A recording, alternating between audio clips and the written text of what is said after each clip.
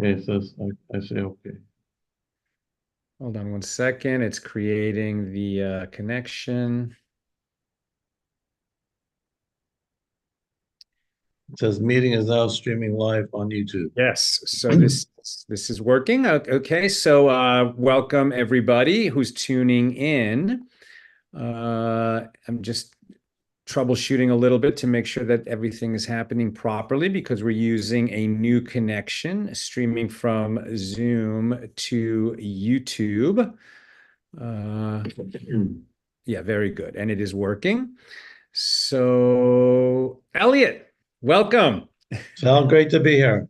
to An Accidental Talmudist Live.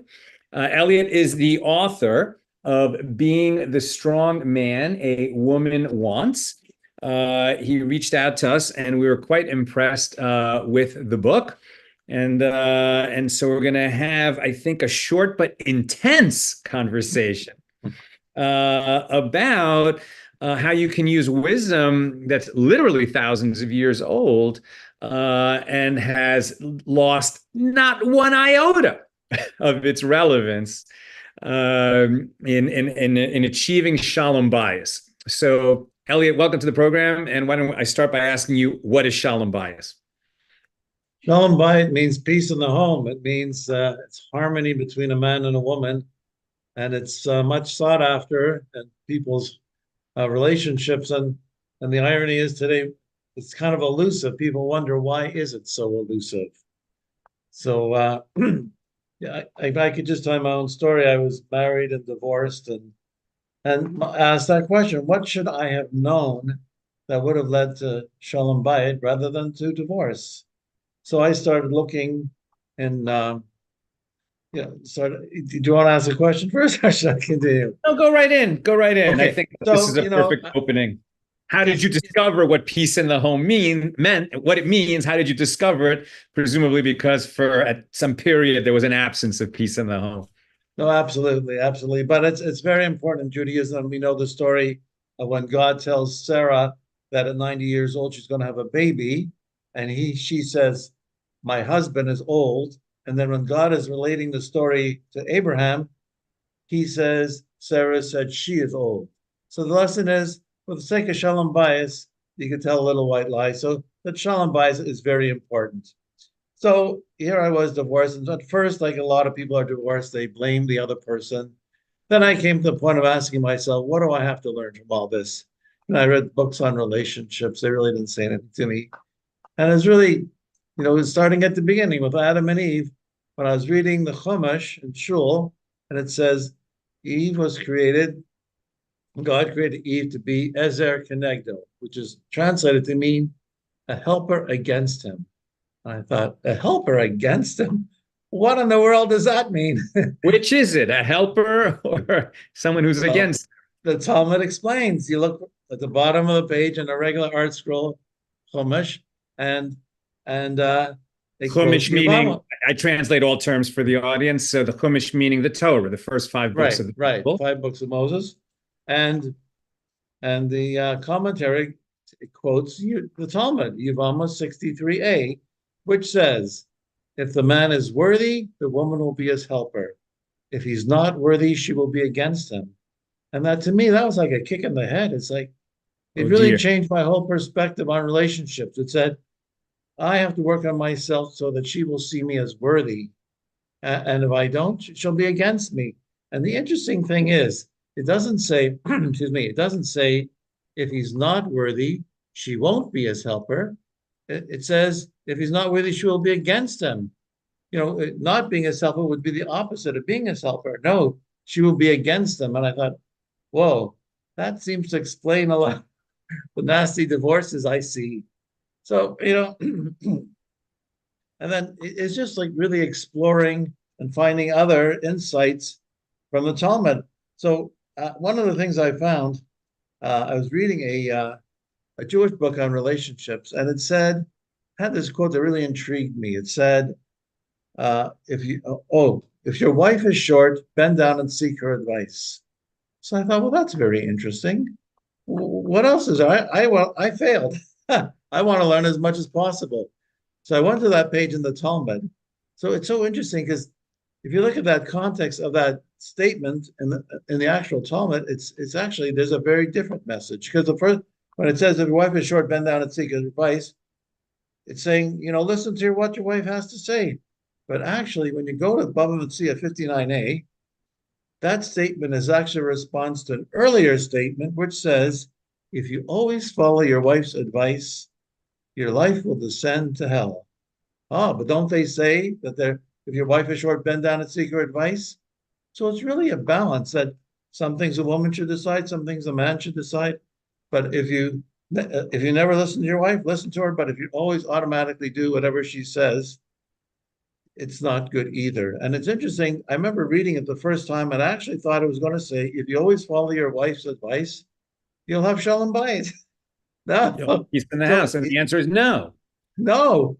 So No. it's so interesting because like what I realized, so many men today, including myself, we were taught to be nice guys, don't be controlling. Of course, don't be controlling. But so many men think that, if I just do whatever my wife wants, she should be happy, but she's not happy.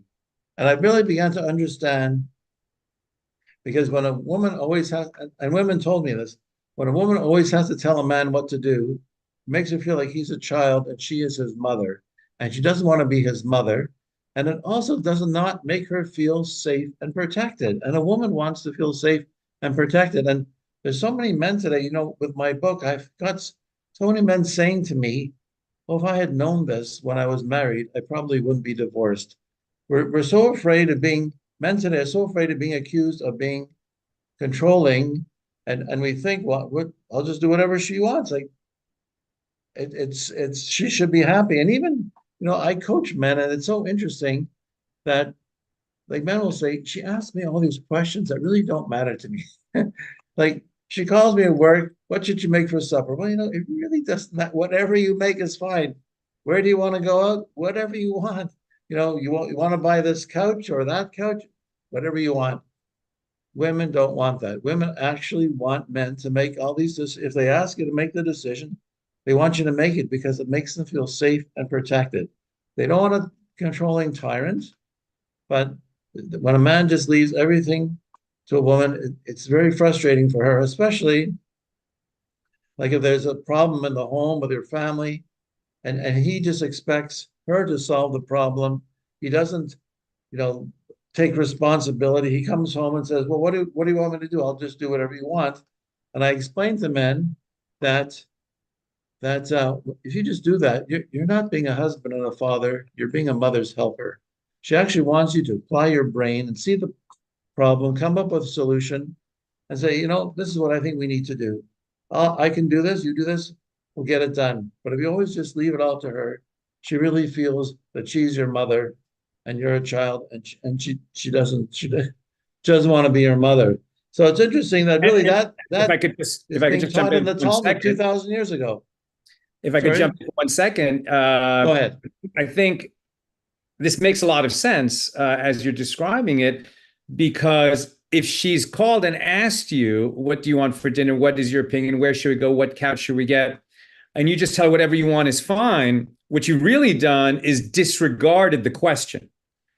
That she came with a question for a reason, right? And what you're doing is dismissing the question by saying, do what you want. And so it makes sense that disrespect would follow. Because if she just wanted to do whatever she wants, she wouldn't have asked you. Right, right. And actually, I also coach women, and I tell them if he says whatever you want, say to him, what I want is to know what you want. Very good. Yeah, no, because men just, they really see the tragedy is you have all these men, who are really, their marriages are floundering, and they really think they're doing the right thing.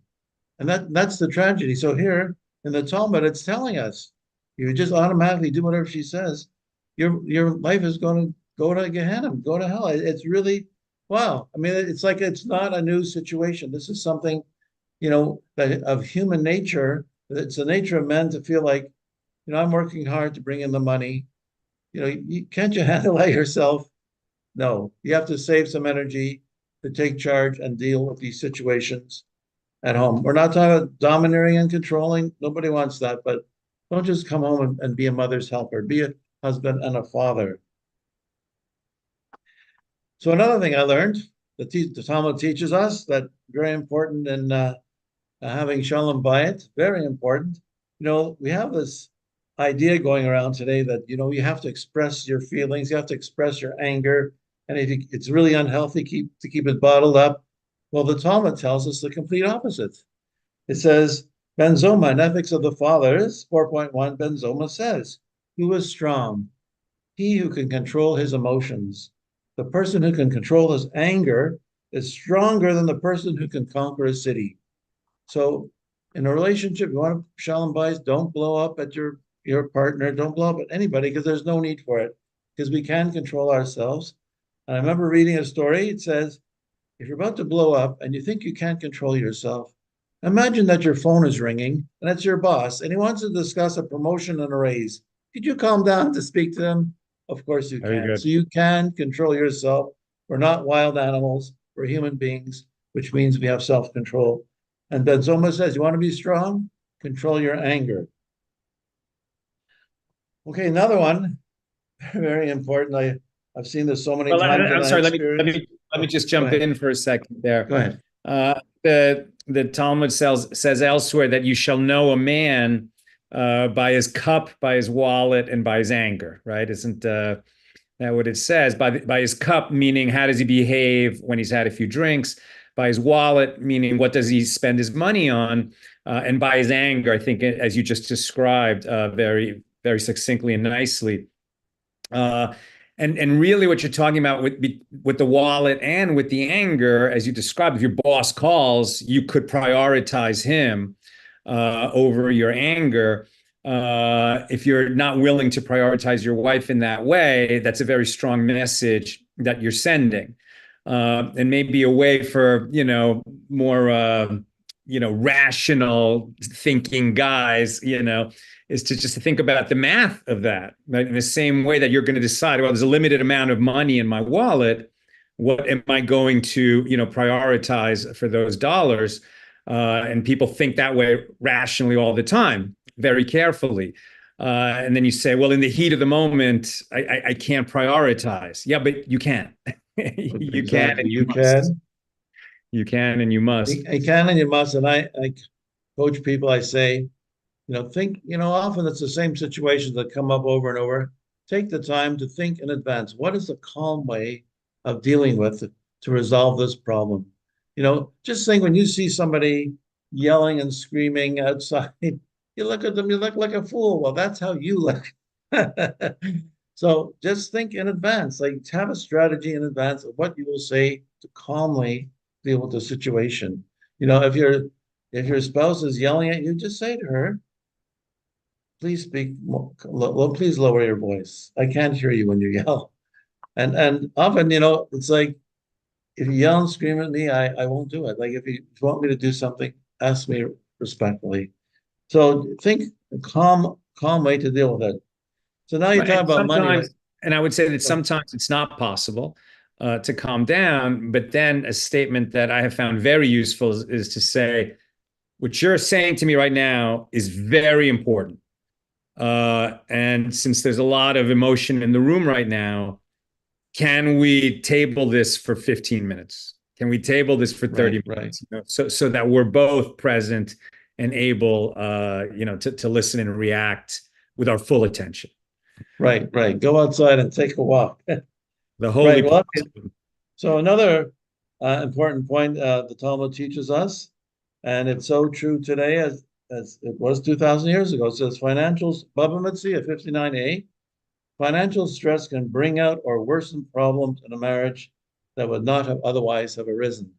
And it actually goes on to say, it talks about investments. It says, um, don't invest in something that even if in the long term it can make you a lot of money, but in the short term it may cause financial stress in your family. And I tell guys, very often men will get in over their head buying things like big houses and renovations and stuff they really can't afford. And you think you're making your wife happy, and it doesn't really make a difference as a I'll talk about the next one. It says, but you have to realize you get it over your head. You're paying for things that you really shouldn't be. That could lead to financial stress, which could lead to divorce, which could lead to your children being from a broken home. So you have to think, well, if I agree to this, it could lead to my children being from a broken home. So you have to say, no, we can't do this. We can't afford it right now. You can't. So many guys, I've seen it.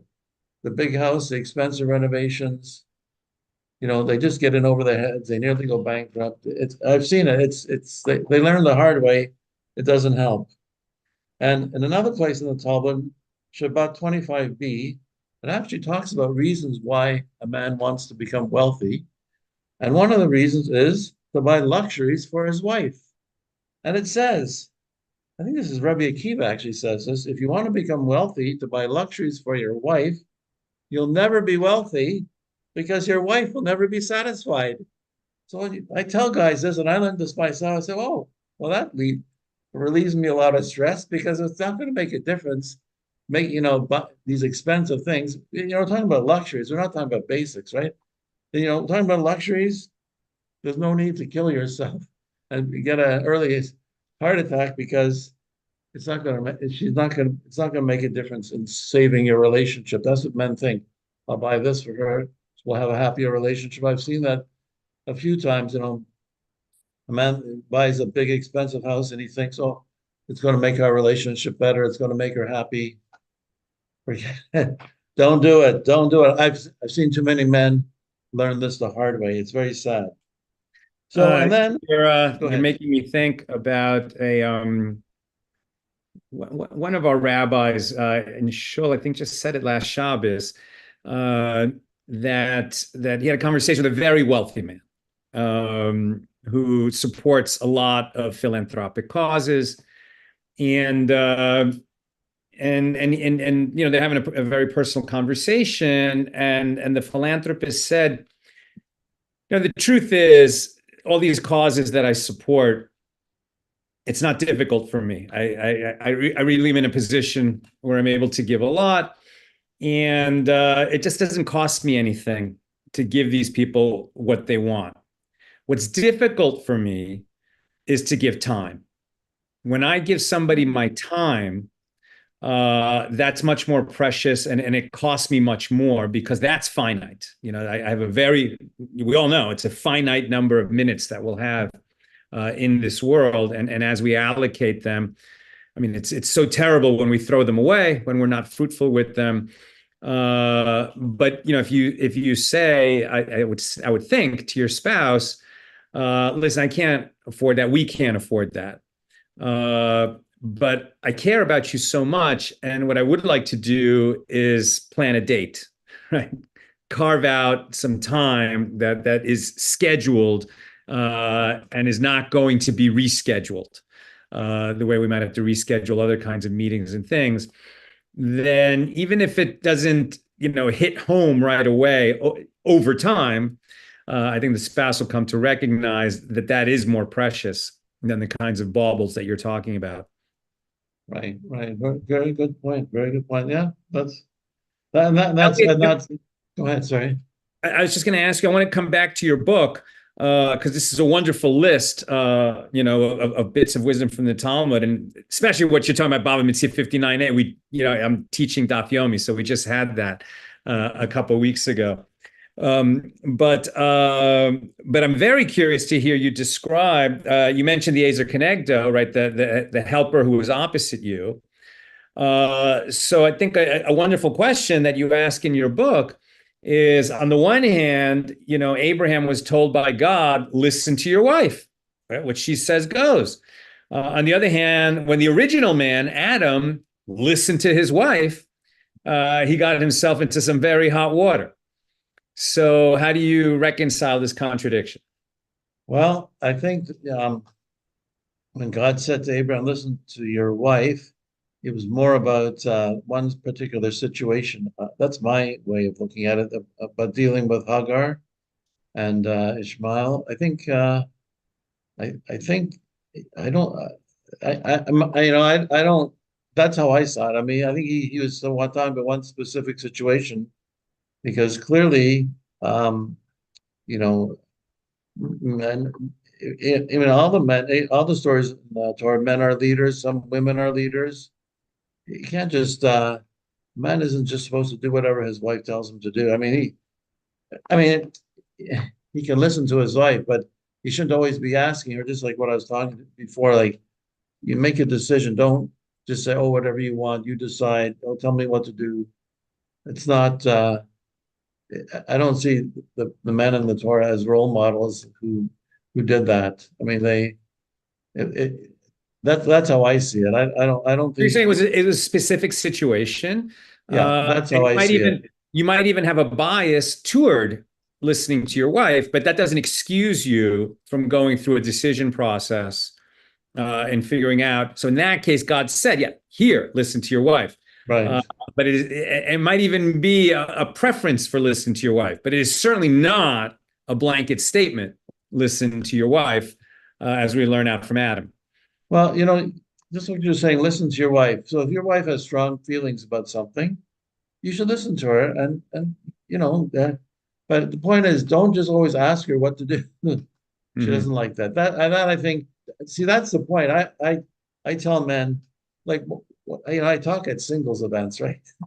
And so I say, how many women here have had a man ask them out, and you said yes, yes, I'd like to go out Saturday night. What'd you have in mind? Oh, I don't know. What do you want to do? Whatever. Say. So it's like if she says, and if you say, well, I thought we'd go see this movie, and if she says, well, you know what, I've heard this movie is even better. Well, you could listen to her in that situation, but it's don't come empty-handed. If she's Right. feels strong, let's go do this. Okay, but don't always say, what should we do?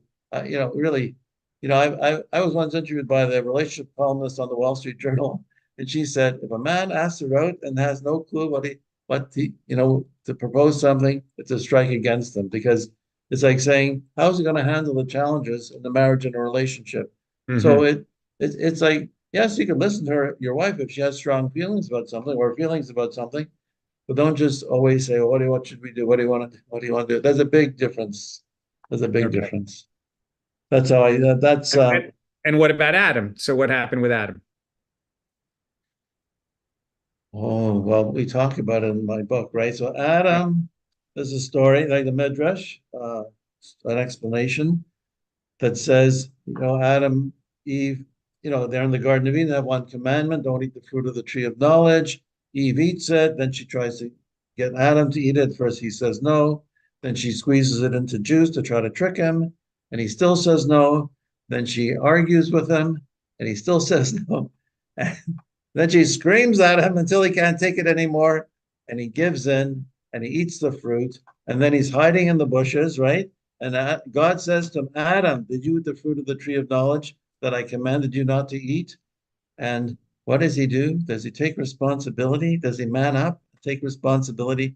No. He says, the woman you sent me gave it to me and I ate it. I really, so I couldn't believe it. He gave in to something he knew was wrong, and then he blamed his wife. I did that, and I know lots of men who are divorced who did that. So you know what? If it's wrong, you can't give in.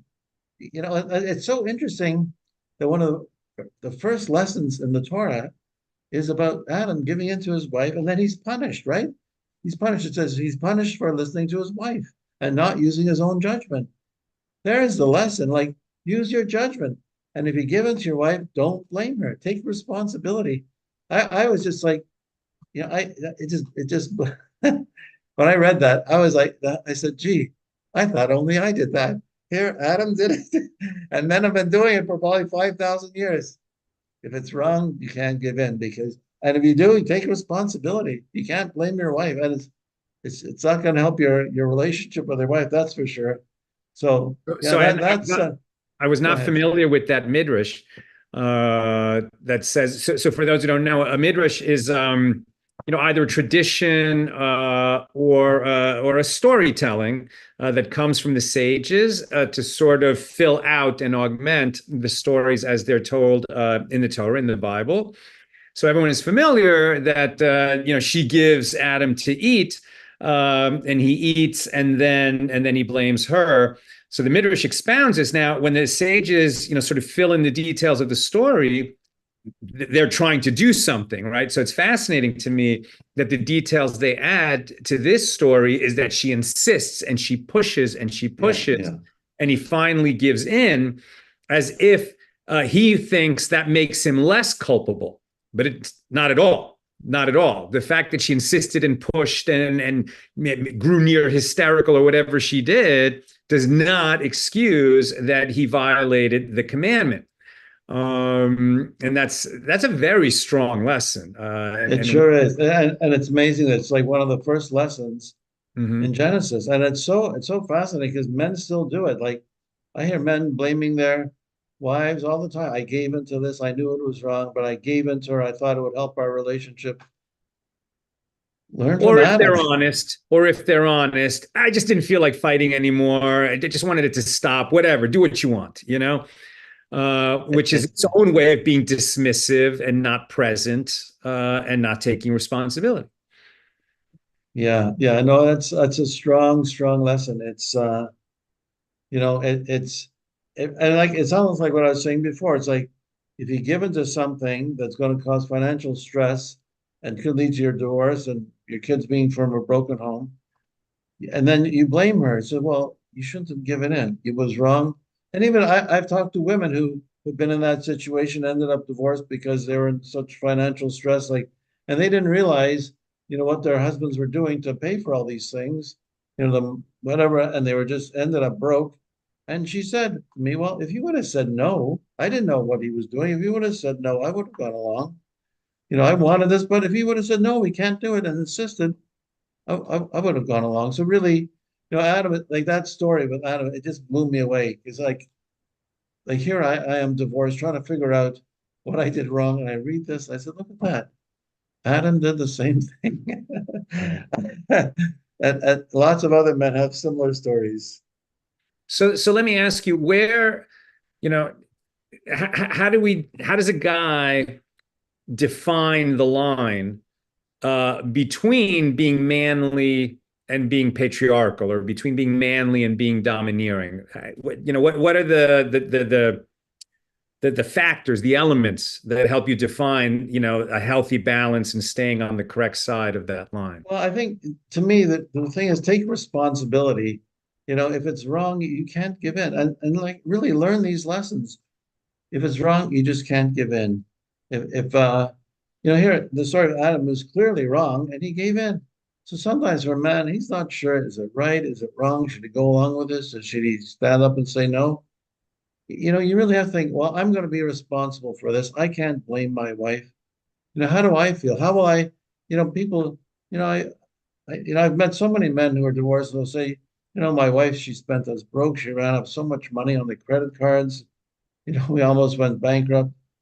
And how do you let it go on? You let it go on. You have to say no.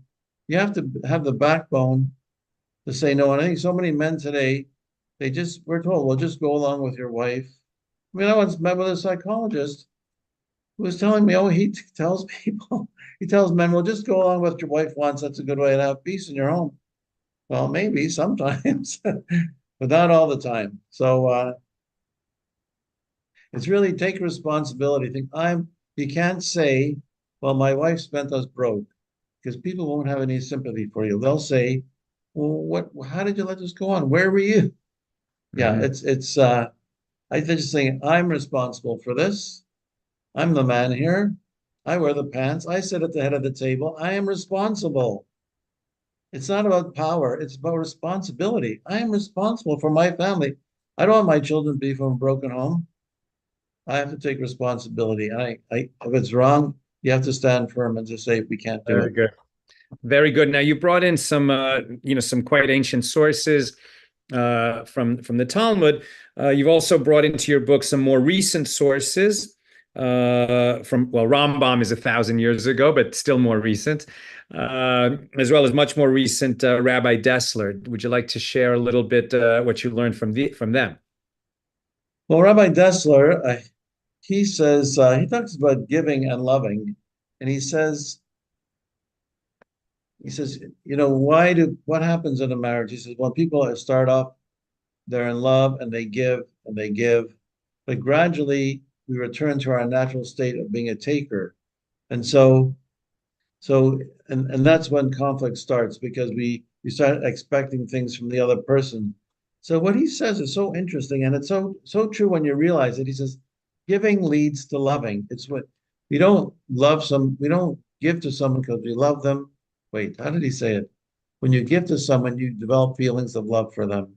So you have to, give yourself, always tell yourself, give to your wife and give her opportunities to give to you. Not that you need to take from her, but that she can develop feelings of uh, of love for you. And it works both ways. So many times in a relationship, one person just gives, and doesn't think, well, I've had this conversation so many times. They think, oh, well, I'm showing the other person how I want them to be, but actually, maybe you're just teaching them to take. You're not really teaching them to give. So it works both ways. A man should give to his wife, and Maimonides says, according to what he can afford, he should buy her gifts. And at the same time, he should give his wife opportunities to give to him, not to take from her, but so that she can have the opportunity to give to develop feelings of love for uh, for him. This book, like all the insights and the wisdom, these are all things. When I learned them, I said to myself, I wish I had known this when I was married. And Mhm. that's really what the book is. And I think that's why it's been pretty popular. Being the strong man a woman wants, I assume this is available on Amazon. Right. It's on By Amazon as a Elliott Katz. This is the book. Thank you so much for coming on AT Live today. There's a lot more in the book. It's a great read. It's a short read, but a really punchy one with stories told in dialogues with Grandpa, who sort of can puts a very warm voice and a relatable voice on some of these. so let me just tell you one more thing. It's the Yes. book really struck a chord that it's been translated to 24 languages, and it's just been translated into Arabic. I can show it to you if you want. Where's my? Oh, here it is. Oh, here. Well, that's my other book too. In Very Arabic. good. Yeah, by publisher Good. in Saudi Arabia. So it really it struck a chord. I mean, it's wisdom from the Talmud and the Torah and the Jewish wisdom from the greats, and they gave a lot of good wisdom that we need to learn. Yeah. Yeah, we do. And it's not something you talk about in the book, but I will say, fellas, don't be afraid to hold the door open for the young lady. Good manners never goes out of style. They're not going to think you're a sexist pig because you open the door. Open the door for the lady. Oh, absolutely. I never had a woman say, "You think I can't open the door myself?" So they appreciate it. It makes them feel special. Mhm. I'll just say I wrote an article once on how to make a good impression on a first date. And Mhm. one of the points was if you pick her up, open the car door for her. And that was the only thing I got pushback on. Men say, "Oh no, it's sex. Open the door." Open the door, and you'll be opening the door to a better relationship. Elliott, it's been great to have you on AT Live. The book is obviously doing great, but it may have even greater success in the Thank coming you very years much. and reach a lot of people and save a lot of marriages. Amen. Amen. Amen. All the best. Okay, thank you.